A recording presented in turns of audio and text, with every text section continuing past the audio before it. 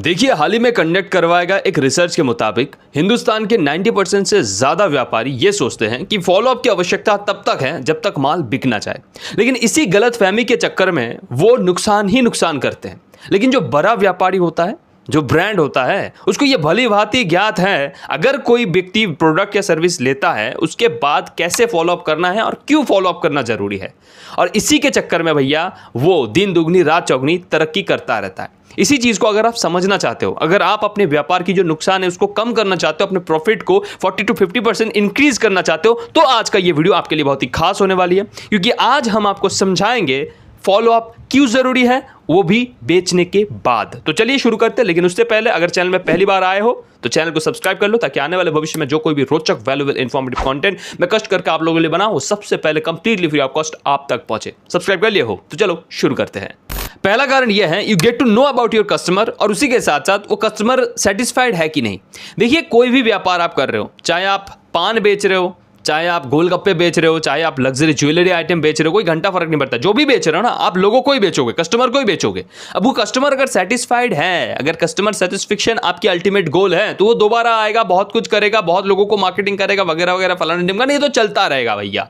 तो इसी कारण सेटिस्फेक्शन बहुत गुना जरूरी है। और दोबारा अगर बात नहीं करोगे तो पता कैसे चलेगा। तो बात करना जरूरी है बेचने के बाद भी, क्योंकि उसके बाद भी बहुत सारे प्रोसेसेस अभी भी बाकी है, उससे बहुत सारे मुनाफे अभी इकट्ठा करना बाकी है। तो इस कारण भैया फॉलोअप सेल्स के बाद भी करना जरूरी है। और साथ ही साथ वो जो बोला ना, इंफॉर्मेशन पता चलता है, आपकी जो कस्टमर अवतार था कि भाई ये व्यक्ति ऐसा ऐसा होता है, इसका ये हैबिट है, ये पैटर्न है, ये आपको पहले से लगता था, ये आपकी माइंडसेट था। लेकिन उसके बाद जब कोई कस्टमर बन जाता है, जब विश्वास करके आपसे कुछ खरीद लेता है, तब आपको उसके बारे में और ज्यादा डिटेल में पता चलता है। भाई ये कहाँ रहता है, कौन से लोकेशन में रहता है, कितने दूर ये पढ़ाई लिखाई किए हैं, कहाँ पे इसका रुचि है, क्या इसकी पैशन है, क्या खाना खाता है, किसके साथ उठता बैठता है, ये जब दुखी होता है तब क्या करता है वगैरह वगैरह। आपके प्रोडक्ट के अनुसार उसकी मूड कहाँ कहाँ क्या कैसे क्या, ये जब आपको पता चलता है तो दूसरी बार जब आप एड कैंपेन चलाओगे, जब आप मार्केटिंग करोगे, जब आप टारगेट ऑडियंस ढूंढोगे, तब इन्हीं सारी चीजों में आप फोकस कर सकते हो। तो आपको एक ब्रॉड ऑडियंस मिलेगा, एक लार्ज ऑडियंस मिलेगा, जो एक ही जैसे होंगे। तो ये भी संभावना होंगे कि वो ज्यादा से ज्यादा सेल्स इकट्ठा कर पाए। तो आपकी सेल्स 40 to 50% इंक्रीज हो सकता है अगर आप अपने कस्टमर को सही से समझ लिया और साथ ही साथ उसको सेटिस्फाइड करना शुरू कर दिया। तो इसको करिए और अपने सेल्स को बढ़ाइए। दूसरा कारण है, यू गेट रिपीट बिजनेसेस।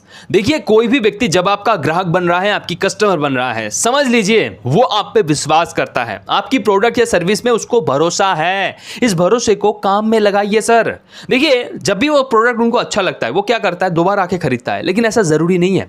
उसके सामने कोई बढ़िया सा दुकान खुल गया होगा, या फिर किसी ने उसको कुछ रिकमेंड किया होगा, या फिर कहीं और कुछ एडवर्टाइज देखा होगा। बहुत सारे मैनिपुलेशन हमेशा चल रहा होता है, तो आपको वो भूल जाएगा अगर आप खुद से कुछ एफर्ट नहीं दोगे तो इसी कारण सेल्स हो जाने के बाद हाथ में हाथ धर के ऐसे बैठे नहीं रह सकते। उसको दोबारा एक बार याद दिलाओ कि भाई हम हैं, हम तुम्हारी केयर करते हैं, हम तुम्हारी परवाह करते हैं, हम तुमको मिस कर रहे हैं। ये जब आप बता देते हो, सामने से आता है, आपकी सेल्स ऑटोमेटिक खुद में खुद दोबारा होना शुरू हो जाता है। ये कैसे करोगे? फॉलोअप में बहुत सारे टेक्टिक्स होते हैं भैया। बस एक गाना सुन रहा था, आपको याद आ गया, आपको भेज दिए गाना। अब ये गाना अब 10,000 लोगों को भेजो ना, कोई घंटा फर्क नहीं पड़ता, सभी बोलेगा कि भाई हमको याद कर रहे थे। सबके साथ अलग अलग कॉन्टेक्ट हो रही ना है। अगर है भी, उनमें से भी आपको 30 to 40% इंक्रीज देखने को मिल जाएगा। साथ ही साथ अगर आप उनसे बोलते हो कि भाई मेरे यहाँ पे 30% ऑफ चल रहा है, अभी आपको यहाँ पे निमंत्रण है, आपको आमंत्रण है, आ जाइए, ये हो सकता है। उसके बाद आपको रास्ते में देख लिया, भाई बोल दिया कि भाई ये देखो, व्यापार जैसा है आपके हिसाब से आप फॉलोअप कर सकते हो। बेचने के बाद भी फॉलोअप करना जरूरी है, उसको करिए एंड डेफिनेटली वो दोबारा आपके पास आएगा। देखिए, व्यापार तभी व्यापार बनता है, एक स्केलेबल बिजनेस तभी बनता है जब ऑटोमेटिकली आपके पास बार बार रिकरिंग रेवेन्यू जो होता है, बार बार पैसा आते रहना चाहिए। आपको बार बार कस्टमर ढूंढता नहीं रहना है। हाँ, ढूंढिए, पर वो कस्टमर जो आपके पास आ रहे हैं वो भी घूम फिर कर आपके पास आए, ये भी सुनिश्चित करिए। इसके लिए चाहिए भैया उसको दोबारा फॉलोअप करने का है, बेचने के बाद भी।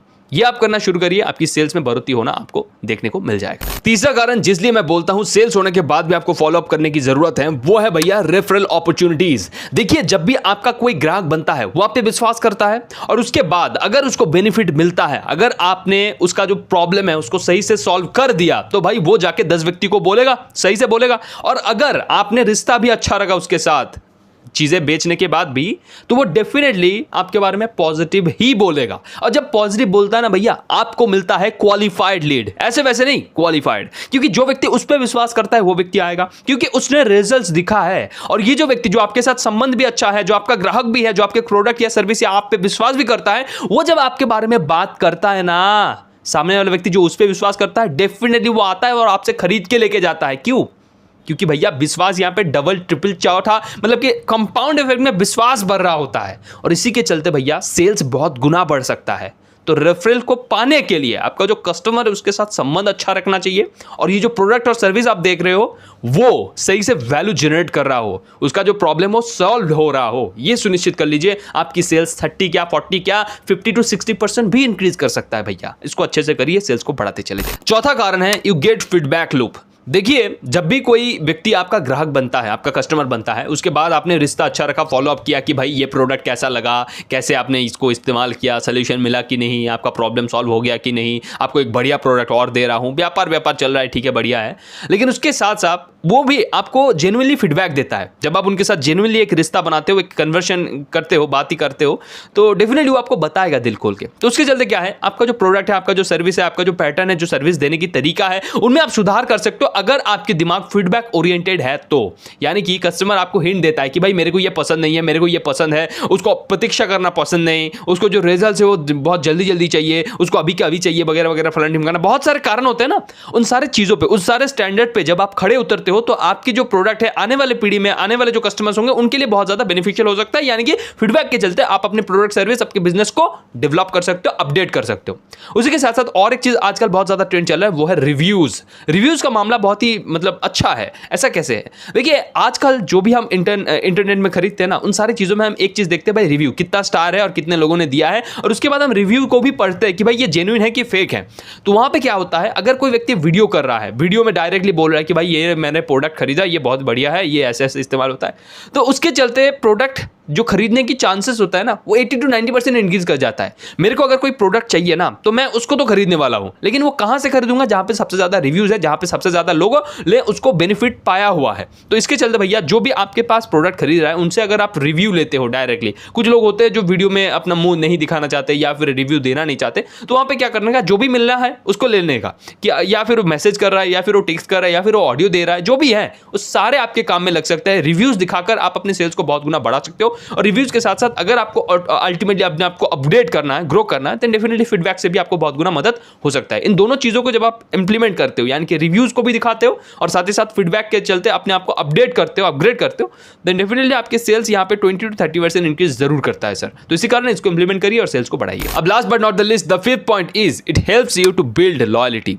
देखिए, जो भी ग्राहक आपका बनता है, उसके बाद अगर आप संबंध अच्छा रखते हो, अगर उनसे बात करते हो, उनकी प्रॉब्लम में जेन्युइनली आप केयर करते हो, तो डेफिनेटली वो जो लॉयल्टी बनता है कि भाई अगर खरीदना ही है ना, तो इनके दुकान से जाके खरीदेंगे। देखिए, हमारे जो बड़े बुजुर्ग होते हैं, जो हमारे घर में दादा होते हैं, या हमारे पापा भी पिताजी भी हो सकते हैं, ऐसे जो बाहर जाते हैं ना, किसी एक दुकान से बिस्किट खरीद के लाते, एक ही दुकान से वो जो खाना वगैरह होता है वहीं से खरीद के लेके आएंगे। बाजार में इतने सारे दुकान है, लेकिन वहीं से खरीद के लाएंगे। क्यों? क्योंकि बातें अच्छा करता है, क्योंकि अच्छा रिश्ता रखा है, क्योंकि कई बार अगर पैसा नहीं होता है, थोड़ा शॉर्ट होता है, तो वो दे देता है कि बाद में दे देना, कोई बात नहीं। ये जो सारे रिश्ता होता है, ये जो एक कनेक्शन बनता है, ये लॉयल्टी देता है सर।